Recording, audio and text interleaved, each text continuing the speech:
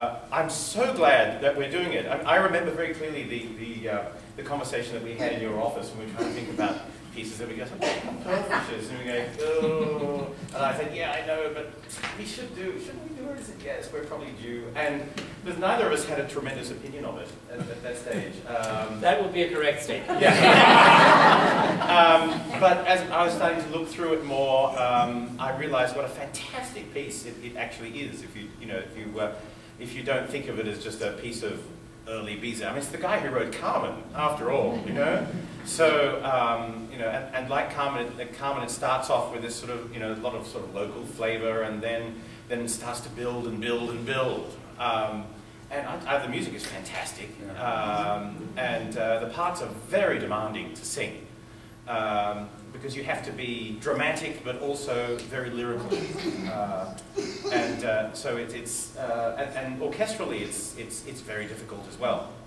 And I don't think anyone in the orchestra had played the piece before, and I don't think anyone in the chorus had sung it before.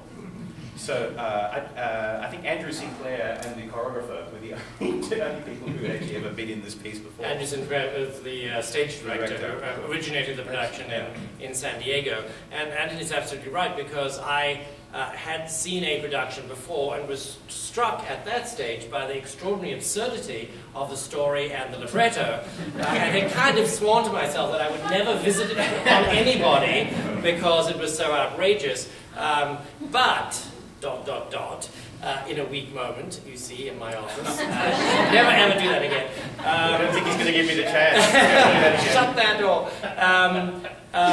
When an opera which I knew, because the music is really fantastic, when a production comes along that, I don't want to say makes it work, but kind of assists all the good parts and doesn't really overemphasize the bad parts, you're able to reconsider it and take a really considered view of it. And I think you will probably all agree that this production, and also the little tweakings that you did in like streamlining the action, really allows us to experience the colorfulness of the music, and quite frankly, the story works really quite well. I mean, compared to a lot of opera stories, it's actually quite sane. So, so I'm very glad that we persuaded ourselves that we should do it.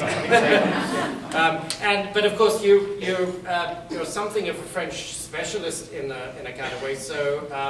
And you've done a lot of earlier French music. In fact, he was, as I know, when you were here for Dialogues of the Carmelites, the last French opera we did, particularly distraught that he wasn't able to do it because he was doing another little French opera at the Met. So it's totally appropriate that you should now be doing this piece. And I know at the Opera Up Close, which is this really fascinating sort of seminar symposium thing we do before we open, I didn't make it because I was stuck in an airplane trying to get here. You talk very, in great detail about the difference of the French vowels, and he didn't know that the conductor for Dialogues of the Carmelites, Jean-Luc Tango, as you suspect, an actual Frenchman, said to our chorus master, even for the French chorus, this is impossible to sing. So, so how did you get them to sound so fantastic?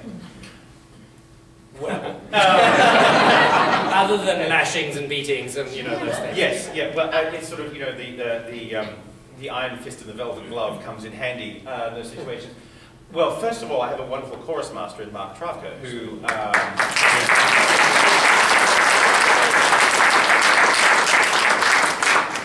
if anybody is more anally retentive about language than me, it's him. Whose greatest compliment about the chorus, you'll excuse the expression, they didn't suck tonight. Mark is very, Mark and I worked very closely in my first couple of years on aspects of chorus preparation, and now, and now he knows what I expect most of the time. So I leave him to his own devices, and he prepares it and wraps it up in a ribbon and presents it to me. Then I take it apart again. No.